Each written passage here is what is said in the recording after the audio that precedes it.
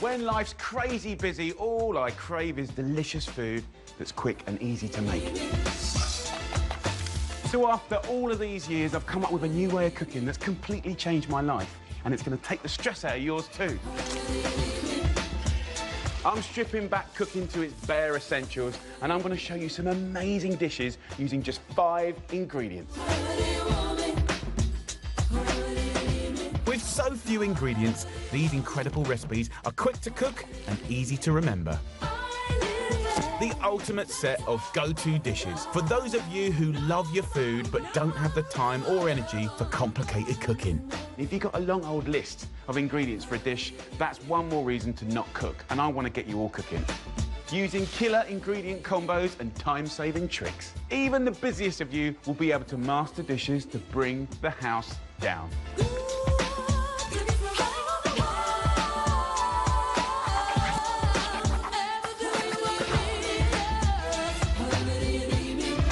Let's make it. In this show, I'm cooking up 4 quick and easy dishes for you to make this week. If you think you haven't got time to cook, think again. All you need for these time-saving recipes are just 5 ingredients, plus the most basic store-cupboard staples. You mustn't confuse simple with not delicious. This is really delicious. On the menu, no-fuss Asian fish cakes with my quick tip for sweet and spicy glaze. I can rattle this out in under 10 minutes. A speedy courgette linguine, perfect to rustle up at the end of a hectic day. A sunny, quick little pasta. My sticky lamb chops. It's kind of like autumn in a pan. A one-pan wonder that gives you a fast track to intense flavour. And I give an old-school dessert a supercharge with a cheeky cherry flavour bomb. Naughty. With these incredible quick and easy dishes, you can be a great cook no matter how busy you are. First, my quick Asian fish cakes. A speedy salmon supper that's easy to prep when you can't be doing with complicated cooking. It's the coolest dish ever. You're going to look like a hero, and it's a joy to make. Using salmon fillets, lemongrass, ginger, fresh coriander, and sweet and spicy chili jam. OK, so I'm going to give you a recipe for the most incredible handmade, homemade fish cakes. Start to finish in no time at all. Pan on. We're going to use salmon, nice little salmon fish cakes. 500 grams of salmon. Get it from your fishmonger or your supermarket. Skin off, no bones. This is effortless cooking at its best. Just chop up the salmon with these Asian ingredients. We're bigging up flavour with ginger, lemongrass. It's a beautiful, fragrant thing, and using a lot of sort of Asian cooking. I'm just going to take the ends off like that, and then we're just going to give it a little spank with the side of a knife. Look at that. Absolutely amazing. And if you smell it, it's kind of like lemonade. It's kind of like sherbet dip. It's so fragrant. Wicked ingredient. And then you want a nice little sort of chunk of ginger, about a little inch-sized piece. I've been quite wasteful with the skin, but I quite like to make cups of tea out of that, and it's delicious. I'm using the herb coriander, really nice, really fragrant. I want you to pick a few beautiful garnishy little leaves, right, for a bit of sprinklage a little bit later. Then the rest, we're going to hack it up.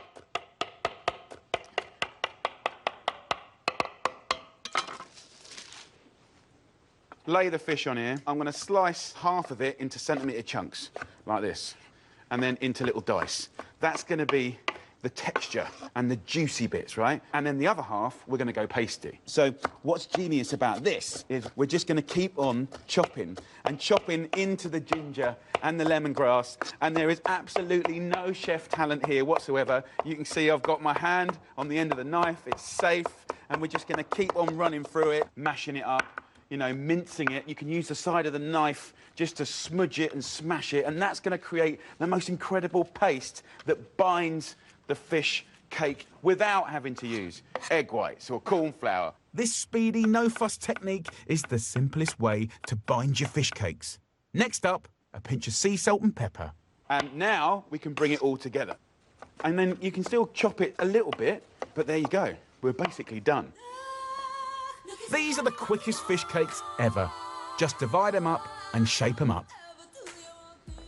I'm going to use no oil at all. There is enough natural fats in the salmon, all those fantastic omega-3s. See how rough that is? I haven't formed it. Let it not be perfect. This is homemade, light, vibrant flavours. It's going to fall apart in your mouth, right? You're going to hardly have to chew. It's just going to eat itself. Delish. Around about 2 minutes on each side. I can rattle this out in under 10 minutes, start to finish cooked. I'm going to turn the first one. Look at that, lightly golden. We don't want to overcook these. Now let's do the cool bit. Some chili jam. It's sweet and sour, and you're going to get a nice big bang for your buck. A simple teaspoon on each is a great hack for a super quick sweet and spicy glaze. I'm going to push it over the edge. And the fact that these are a little bit gnarly, that's still good. And I just want to turn it over, back on the other side for like 30 seconds. It's so quick. It's a brilliant thing to put in your repertoire when you're cooking for the ones that you love. And I love just to rack these up, put them in the middle of the table, glass of wine with friends, you know, do whatever you want. And then get your nice coriander, put it in and around. I'm telling you, if your friends try that, you can make that in front of them. They'll be like, what are you doing? What are you doing? Let's get in there, bust it open. Look how crumbly it is. So light and delicate and gorgeous. Oh, so simple, so quick. And of course, you could have it in a patty, in a pita bread, with rice, with noodles, whatever you want. But that is a fantastic little tip to make your own fish cakes. Delicious. A show-stopping supper for days when life's too busy for complicated cooking. Yeah, 5.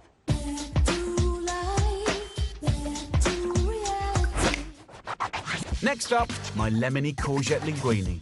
A zingy pasta dish that's super quick to cook and easy to remember. Elegant and fragrant and full of colour, this 5-ingredient meal is working really, really hard.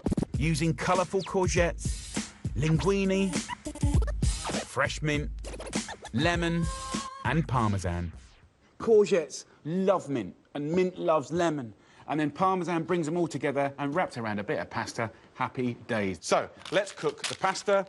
150 grams into a pan of boiling salted water. The salted bit is very, very important. Season that water up nicely. Drop it in, and then we can just pop the lid back on to bring it up to the boil. The pan wants to be on a medium-high heat. And then let's talk about the mint. I'm just going to pick the bigger leaves and put them to one side, OK? Mint is really good with courgette. Take the little central leaf. I'm going to sprinkle that on at the end. So let's talk about the courgettes. Often we boil them or overcook them, but when it's good, oh my Lord, it's so good. So let me just show you how to prep this. Cut the courgette in half and just take an end off like that. I can then roll it and it's secure. Then I can use knife skills just to slice up the courgette, and anyone can do it, and just then put it back together again, right? Now, once you've got that, we just go through the courgettes, and what we've created is some lovely courgette matchsticks. We want a sauce that harmonises with the pasta. So I cut my veggies so it kind of like just tangles around with it and makes it really, really nice. All right, look at the colours, they're really beautiful. So it's one of these simple recipes where the combination just wants to work. A tablespoon of olive oil and in with your courgettes. This is one of the speediest pasta sauces ever. And that pasta only needs 3 more minutes cooking, max. So a lot's going to happen in that time, but not in a stressful way, right? This is quick and easy cooking, and I also want to season this up as well. So a little seasoning of salt and pepper going in there, very, very nice. And then let's get onto the mint. Just take all those mint leaves that we've done and just roll them up, like I've seen those ladies in Cuba rolling up a cigar. Just slice the mint like that. And again, we're slicing the mint so it harmonises with that beautiful pasta. So once that's all nicely done, right, just sprinkle that in, and this whole dish is nearly done. That little bit of heat and seasoning, can you see how it's just softened? And even that, as a veg dish, is delicious. Now, let's not waste the lemon zest. About half of a lemon. Let's get that off and sprinkle that in. It's going to be so, so good. And then what I want to do is drag the pasta in. Now, you could drain it in a colander, but that's where some of the problems happen with pasta, where you just drain it and it steams and goes sticky and heavy, right? So what I'm going to do is give you a way to do it without ruining it. Just pick up with tongs and put it in. Can you see the harmony between the courgettes and the pasta? And as you drag that pasta in, we also want to take some of the water. It's done now. Off the heat, Now time to bring this deliciously simple sauce together. Grate some Parmesan and add to the pasta. It's the water and the olive oil and the Parmesan that's going to make the most lovely light sauce. Here, that's what we want. And the last ingredient, the lemon juice. 1/2 to 1 lemon goes in. It's going to taste like sunshine. A perfect meal for busy people who want to have something healthy and delicious and quick. Sprinkle this now with the mint and just 1 little stroke of Parmesan. And then if you just want to finish it with a little cold-pressed extra virgin olive oil, that is so good. A little bit of sunshine right there on a plate. We want it to be light, and that's why that cooking water is almost like the 6th secret ingredient. And you know what? If you ever want to make that veggie or vegan, take the Parmesan out and pound up lovely pine nuts. A very sunny, delicious, quick little pasta. A simple, stress-free supper that's so easy to cook, this pasta dish is elegant, no-fuss food in a flash. Back to reality. This is my quick and easy food. A delicious set of go-to recipes for those of you who love your food but don't have the time or energy for complicated cooking. Using just 5 ingredients, these tasty recipes are quick to cook and easy to remember. Next up, my sticky lamb chops. A speedy one-pan wonder loaded with flavour and ready in minutes when you need foolproof food fast. It's an amazing, amazing combination. Using succulent lamb chops, baby carrots, garlic, oranges and fresh thyme. So we're going to cook the most beautiful, beautiful lamb chops. This is a real treat. This is a dinner, something that you can share with someone you love. So look at these beautiful French-trimmed lamb chops. They're gorgeous. But if you get them untrimmed, that's absolutely fine. What I want to do is take a little bit of time just to score the fat. This clever hack will help to quickly render down the fat so you can cook the lamb without the need for extra oil. This is going to look beautiful and it's going to go really crispy, which is going to be joyful to eat. So we're going to season up these little bad boys. Lovely sea salt, the board and the meat. Plenty of black pepper, rub it into the skin, all those little cuts, get all that seasoning in there. Right, then we're going to put the lamb almost back together again, right, as a little rack of fat. So we're going to put this in here like that. So what I'm going to do is put real emphasis on the skin. Now, it's going to render all that away, but see this meat here? This is the sweet meat, and that benefits from being a little bit overcooked. So we're going to have incredible, juicy eye meat, really gnarly meat around the side and crispy, crispy skin. It's going to be beautiful. OK, next bit. Baby carrots. Now, of course, you can use regular orange baby carrots, but if you look down good supermarkets or really good farmers markets, the colours are so beautiful. And for me, if you see it, just buy it. With the carrots, just take the end off like this, just about 1 centimetre from the top. So about 200 grams carrots here. To cut down the cooking time, chop any chunky ones in half. Now back to the pan, right? See the fat that's come out here? This is great. We have a little sneak peek, right? You can see that we're not cooking the actual meat, but we're starting to render that fat. We go in with the carrots. This is what I really love about this recipe. 1 pan. We've got our carrots benefiting from everything that's cooking and rendering out of the lamb. Now for the 3rd ingredient, garlic. Best friends with lamb and carrots, actually. So get a bulb. You want about 8 cloves. And then, really importantly, we're going to cook the garlic in the skin. The skin is the most incredible protective layer. So what you want to do is not smash it to pieces, but a light little slap. It's really subtle little things, but that light little crack releases enough of the garlic flavour to flavour the whole dish, but keep the garlic protected inside so you can devour it as a caramelised little sweetie. It's absolutely delicious. And then I've got some orange. Halve 2 oranges and then nick the zest off of 1 orange. Avoid this bitter part and you just have this incredible orange part. And when that hits the fat of the lamb, it kind of curls up and kind of goes chewy and just sweet and perfumed and delicious. 3 halves, 1 zest. It's all looking good. Now, in the pan here, these carrots are kind of pretty much cooked. You can see they're catching and blistering. The lamb, by the way, is still largely raw, but the skin is crispy. This is such a cool way to cook lamb. To finish, just turn the chops on their sides and sear.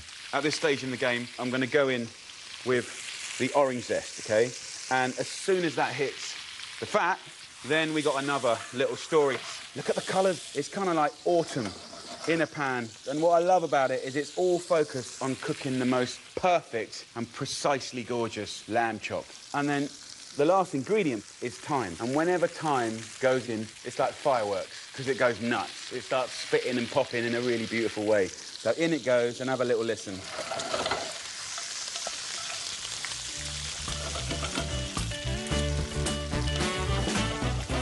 Chops done. It's so quick and easy. Just one more ingredient and we're there. We're going to go orange juice. And in a matter of seconds, we're going to reduce down the juice from these 3 oranges into the most fantastic glaze. This whole thing about 5 ingredients is a real lesson on less is more, and also a focus on technique. So just thinking back over this recipe, skin for 5 minutes until it's really, really crispy, then just 2 minutes on each side. And then, like, the moment when I put the juice in, cook it down, and it's gone from boiling to now frying again. You see how glazed that is? That's going to be outrageous to eat. What a treat. Gnarly, sticky, sweet lamb chops in no time at all. Serve that in the middle of the table. Yeah, you can pair it up with a carb of your choice, maybe some steamed greens, but that is an incredible way to cook lamb chops. Oh my God, it's really, really good. The carrots, they haven't even been parboiled, and they're totally soft, and actually they're more intense in flavour. They haven't lost any flavour in the water. It's all happened in the pan. And then the garlic. Out comes this beautiful little sweetie that's mild, sweet, a little charred on one side, it's a little soft on the other. Absolutely gorgeous. It's proper. Get in there, get stuck in, mop it all up. That's an absolute winner. Luxurious lamb chops, loaded with flavour, the perfect sharing treat. Crazy delicious, but so quick and easy. Yeah, 5.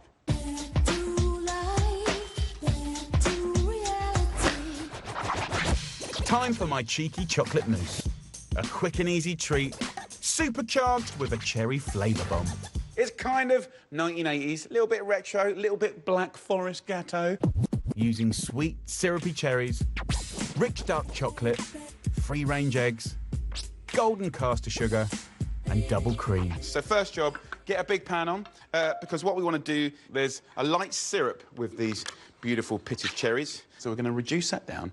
These little beauties are going to give your mousse an incredible flavour boost. So, while that's going, chocolate.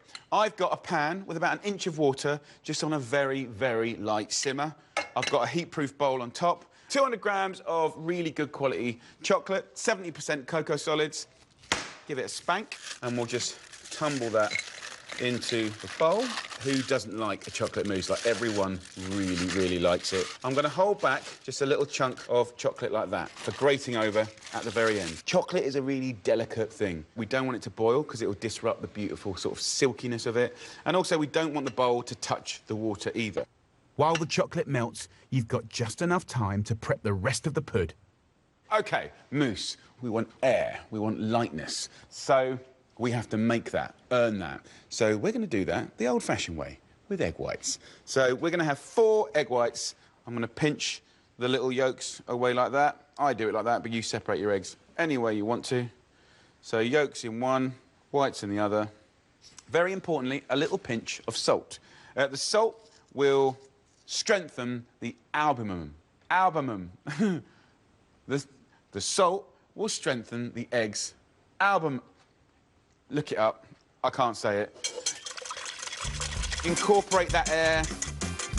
You can see I'm angling the bowl. That's forcing air into it. In the time it takes to whisk your whites, your cherries will be reduced and syrupy. So look, the chocolate is melted. We'll take that off, and that can begin to cool down. What's nice about reducing these lovely cherries is you're intensifying flavour, colour, sweetness, of course, and then with that comes shine. So you want it to feel luxurious. I'm going to turn that off now. While the chocolate and cherries cool off, it's back to your yolks. 4 egg yolks, have 2 tablespoons of golden caster sugar, and then 200 mils of double cream here. So whisk up the cream, egg yolks and sugar. And if you sort of start looking, it's getting really beautiful. Maroon colours, chocolate. We're going to go now from our chocolate to our cream and egg yolks. And we want to do it while it's warm, so we keep it really silky. And there's a sort of semi-clean bowl, but if there were kids around now, that would be absolutely attacked, as it should be. And then we're just going to use the whisk to mix that up. Really, really nice. Look at that, come on, gorgeous. With the chocolate thoroughly mixed, it's time to bring everything together. We've got the chocolate in the egg whites, and I'm going to just use a folding action, spin the bowl and fold the mousse. We want to capture as much air as possible, and then as the temperature drops and the chocolate begins to solidify, it kind of captures that little moment of bubble. This is a totally fuss-free pud. Just layer generous dollops of mousse, followed by those syrupy cherry bombs, and repeat until your glass is full. And then all I'm going to do now is just grate some chocolate on top. There you go. We have a sweet and sour cherry rippled chocolate mousse. Not flashy, not chefy, very humble. Chill for an hour or so to firm up in the fridge, but if you just can't resist, then dig right in. 6 chocolate mousses and a little glass of red wine, which actually, by the way, goes really, really well with this. Let's go for it. Oh, come on. That's naughty. See that? All the air that we've caught. It's silky smooth. So easy to do. 5 ingredients working really, really hard on flavour, texture and contrast. Beautiful. Easy to make and bursting with flavour. If you don't think you've got time for decadent desserts, think again. There you go, my stress-free menu to see you through the week. Sweet and spicy Asian fish cakes, lemony courgette linguine, sticky lamb chops, and my cheeky cherry chocolate mousse. Amazing 5-ingredient food that's quick to cook and easy to remember. Next time, 4 more delicious dishes for those of you who love your grub but don't have the time or energy for complicated cooking. Using just 5 ingredients, each recipe is ridiculously tasty, unbelievably impressive, but all quick and easy.